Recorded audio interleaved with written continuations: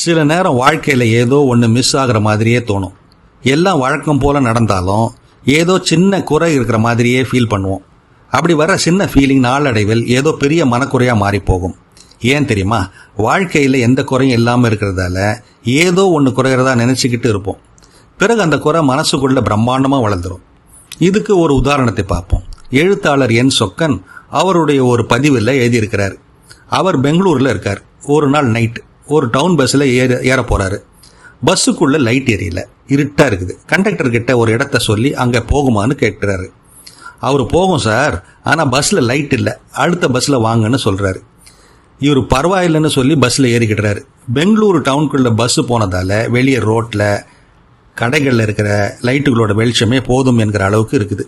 ஆனால் கண்டக்டர் பஸ்ஸில் லைட் இல்லாததை நினச்சி இவர்கிட்ட கவலைப்படுறாரு.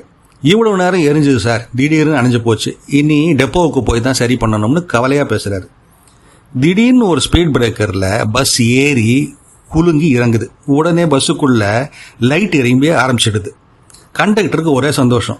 பாருங்க, பஸ்ஸுக்கு ஹெட்லைட் இருந்தால் போதும், டயர் என்ஜின் நல்லா இருந்தால் போதும், போக வேண்டிய இடத்துக்கு போகலாம். பஸ்ஸுக்கு உள்ளே லைட் எரிஞ்சால் இன்னும் நல்லா தான் இருக்கும். கண்டக்டர் அந்த வசதியை, கம்ஃபர்ட்டை யோசித்து பயணிகளை ஏற வேண்டான்னு கேட்டுக்கிறாரு.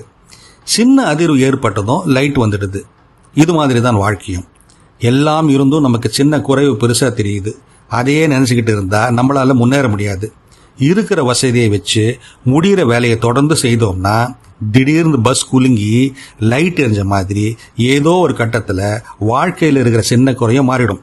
அது வரைக்கும் அதையே நினச்சி முடங்கி கிடக்காம தொடர்ந்து பயணிச்சுக்கிட்டே இருப்போம். ஒரு நாள் அந்த சின்ன குறையும் மாறிடும்.